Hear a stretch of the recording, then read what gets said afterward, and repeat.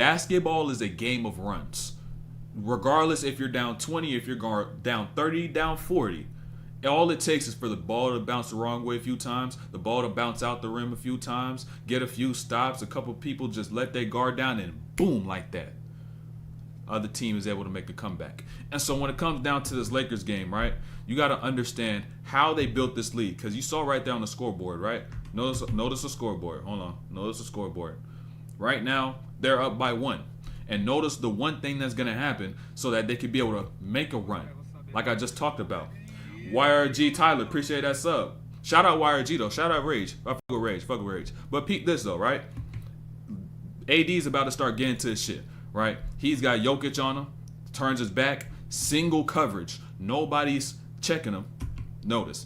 Bump, spin, fade, gets a bucket. That's 2 points. Let's start it off, right? We now up by 3 points. AD, Jokic, single coverage once again. What is AD going to do? And what should he do every single time? Single coverage, spin, float, boom, that's 4, right? Let's keep racking it up. You going to play me single coverage? You going to play me single coverage? This is a one-on-one. I done did one-on-ones my whole life. And I got to do it against Jokic. You know what I'm saying? I got to do it against Jokic. Come, let's run it. All right, next time down. Same move practically. Spin, dribble, float. Now understand, I built my rhythm off that fade, those 2 floats. And now what am I able to do? I can now unlock another level of scoring because I set this screen, they pinch in, short roll, catch, rhythm in a flow, midi bucket, right? 8 points right there, and then they about to be up by 10, right? AD, right? He scored 8 straight. These next 2 sets, they about to layer this crazy. So notice, ball gets passed here to AD. D'Lo's about to go here and set a screen on AG. So what ends up happening now is that, boom, shit, AG's late on that chase over. Jokic is high up, so now he has to try to get in front of Bron because AG is late, but Jokic don't got the foot speed. So now AG is going to try to get back in here and make a play. And now what ends up occurring, he left AD, he ends up getting that. And also peep this weak side because they weren't ready as well. Weak side was not ready for nothing. Jamal Murray still on that outside. Bron gets in the air, dump it down. That's a 2. Now, notice once again, watch D'Lo. Watch D'Lo. Watch the hands. I don't know if he just went like this. I don't know if he was trying to say let's run it back or that's their hand call. But I can tell you this one thing. They about to run it back. If it ain't broke, don't fix it. Same exact set, right? But notice how they adjust. Jokic with the pressure to start. Can I get a hand on that? Nope. Now, AG is already ready on that chase. He's not a step late. Jokic is now dropped back. So now Bron can't turn that corner and just force AG or whoever it might be to overhelp. Now what ends up occurring? Bron gets here. He sees Jokic's body. KCP right there on that tag.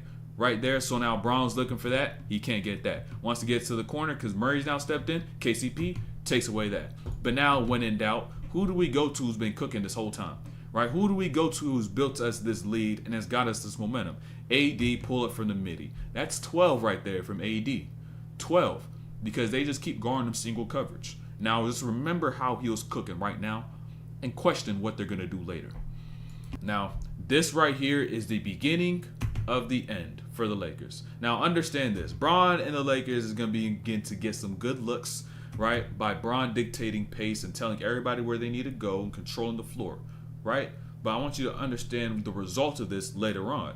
So I'm going to show you all the looks though, right? Bron ends up getting left, tells Rui Hachimura to leave so they don't have 2 tags on AD's roll. And so now Austin Reeves lifts up from that corner because now Jamal Murray had to tag on AD's roll. And now he lifts up to get this 3 from that right side. And now boom, you knocked it down. We up by 20 at this point. You're up by 20. You see the scoreboard. How to blow a 20-point lead. Let's get it started. This is the beginning of the end because Bron is going to get some quality looks. And I'm going to break down the quality of the looks. But notice this for later. He's telling everybody where to be. This action begins to get run with Jokic in a drop. 13 seconds left in the clock. So it took you 11 seconds just to bring the ball up. And now you slow down the whole pace. And you're not doing what has even brought you there.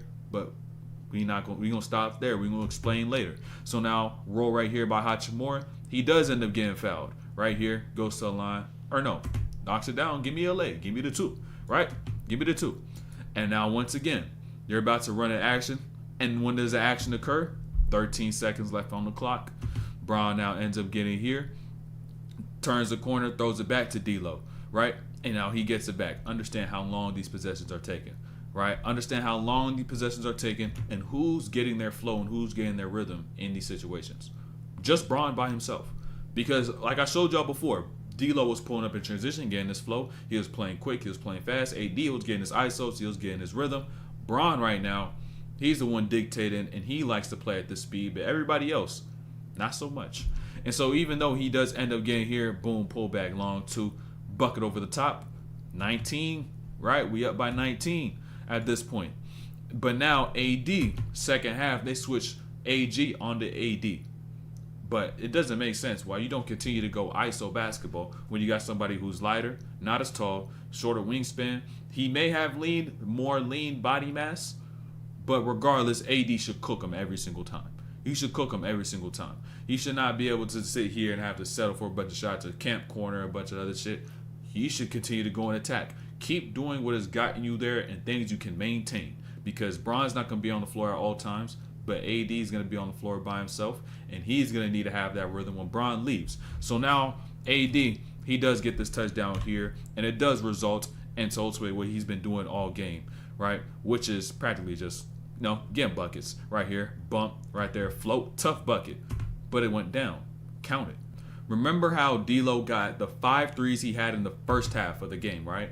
He was taking them all within the first 6 seconds of the clock, except for 1 to 2 of them, right? And he was taking them all quick. He was taking a lot of heat check shots, getting his rhythm. But now, third quarter, when Bron wants to slow down the tempo and D'Lo wants to take a quick shot, and it's 14 left, right? 14 left, but Bron wants to wait around 7, wants to wait around 5 to 6. He wants to use as much time as possible so he can control the game as much as possible and take away the time they have to get back in the game. So now D'Lo takes this. Watch Bron's body language. Watch Bron.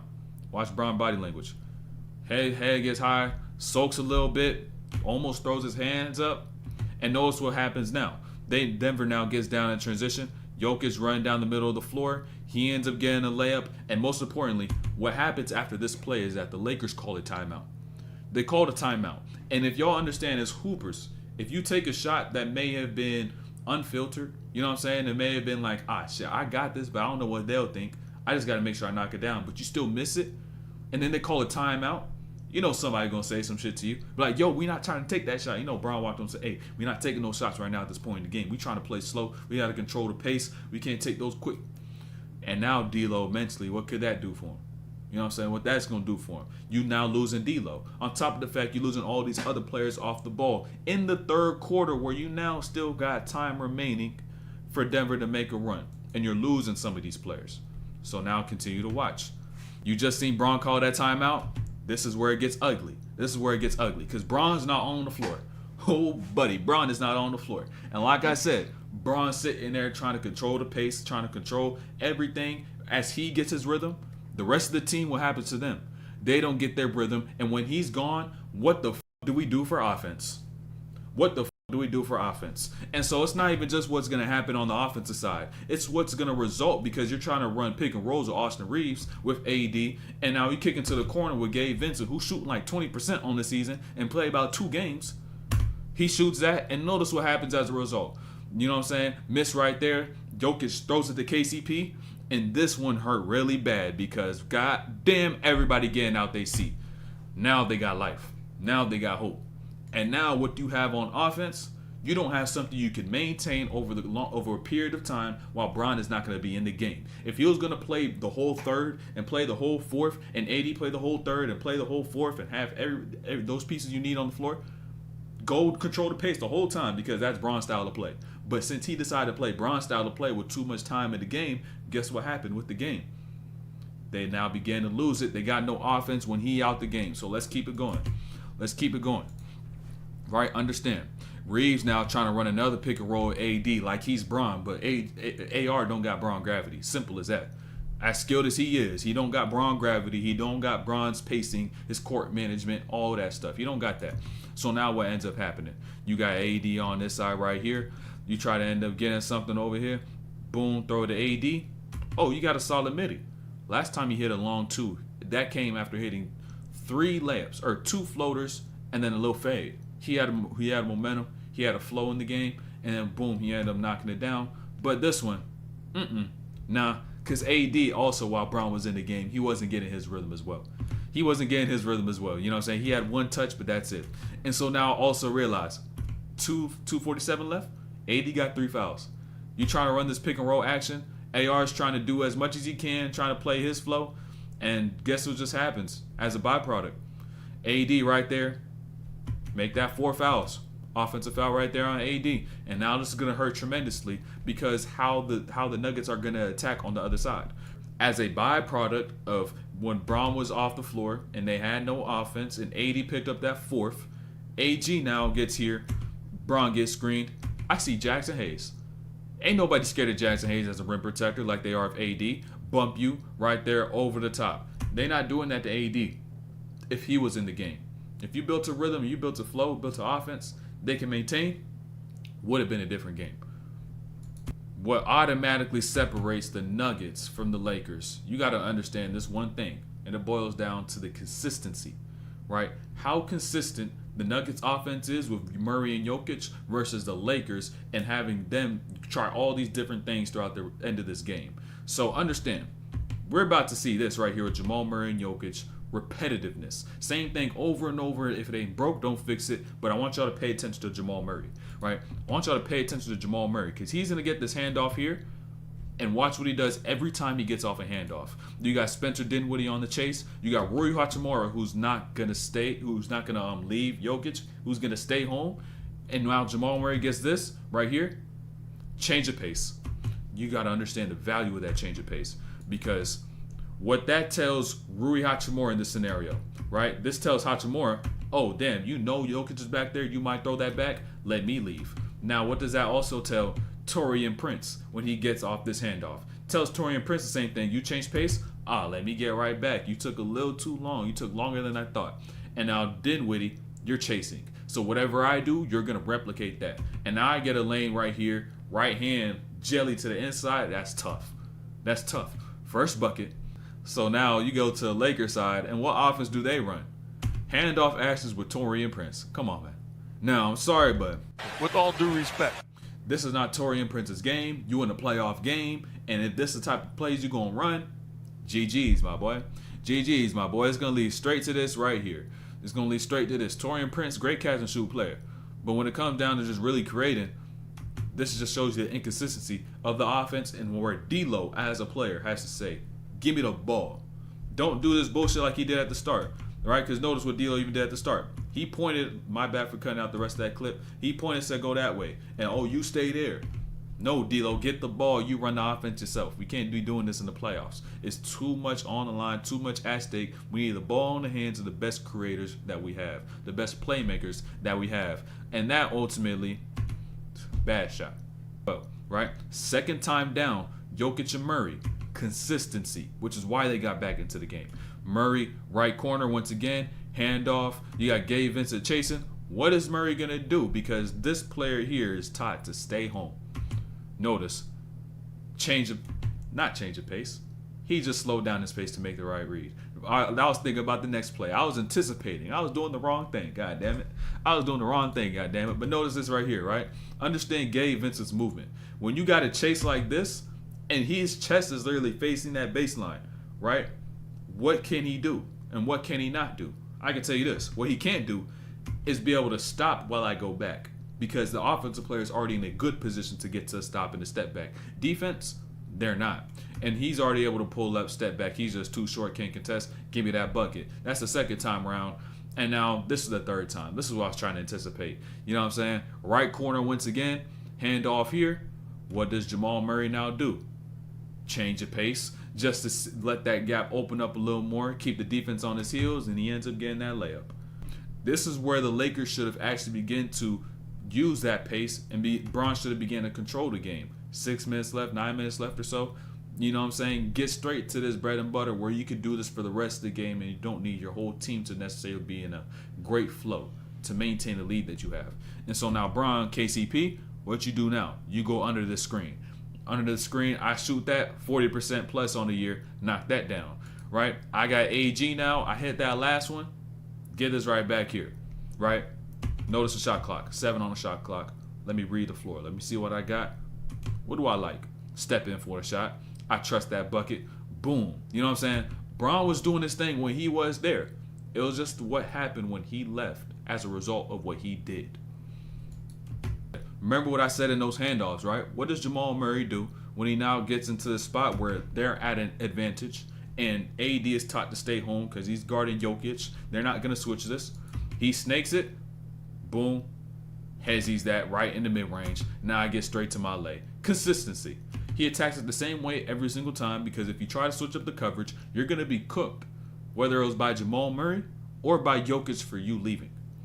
At this point in the game, right, Lakers are now getting into their own diet of a consistent play and consistent attacks, trying to match Denver's. And so you got D'Angelo Russell, who has 7 threes at this point, and now you got LeBron in this quarter who has 8 or 10, and he's hit 2 threes. So now when you get into this action where you have AD setting the screen, Bron's supposed to set this little back screen, or the second screen as well, on AD slip, what happens? KCP is going to be attached, Jamal Murray behind, D'Lo change the pace, AG staying attached, D'Lo goes down the lane, he ends up getting that lay off the glass.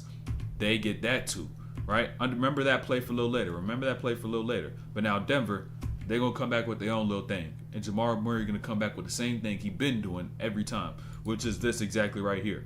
He ends up getting left, Bron on the switch, Hezzy. What's a Hezzy? A change of pace. He's been doing it the whole time. Because when you make these switches, you got to step up. You see that change of pace? It makes you think they're going to do something as to what you don't want them to do and make you try to anticipate. So now he ends up getting here. Boom, he ends up getting fouled. They end the bonus, by the way. Give me 2. And so now the Lakers come back with the same set they did before, but they flip Bron and D'Lo. So now as a defense, y'all got to understand, that's a smart thing to do. Because as a defense, what's going to now happen is that Jamal Murray's not prepared to guard the back side of this action, and KCP was not prepared to guard the top of the action, guarding the ball.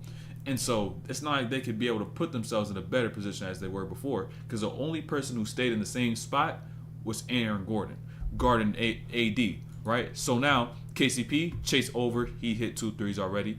And now D'Lo right here, Jamal Murray, he has 7 threes. I'm going to stay attached and watch AD. And now I have a lane going down, and he did get hit. Gets the 2, right? They have their own little dose of getting buckets. And now for Denver's part, I need y'all to understand this for Denver. Understand this for Denver, right? Notice the set. You throw KCP in here to see if you can get D'Lo into these actions with Jokic and Murray. But what ends up happening ultimately, he doesn't get in that action. And Bron AD are going to begin to switch this in the last couple minutes, right? So that they don't have to worry about going against a drop or anything like that. So now AD on the Murray. I don't like it. Set another screen. Bron on the Jamal Murray. Left step right there. Notice what he does now. Side step to the right. Shot. Now, I don't really need to say too much about exactly what that shot is for what is going to happen later.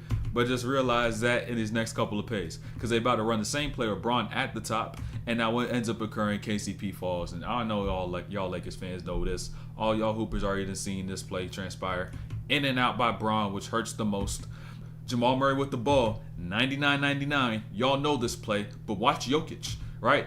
Get down. KCP tells KCP to get into action because what that does is that it leaves this right side wide open, butt naked open, overload that left, right? So now what ends up happening? Switch right there with AD again. Jamal Murray has all the room to get into exactly what he wants, and he does exactly what he did against Bron that last time, which is a step back going right, and that's game time. And that just sucks because AD got caught in the mix of them swarming Jamal Murray. And now that's probably why he was so salty in that post-game press conference.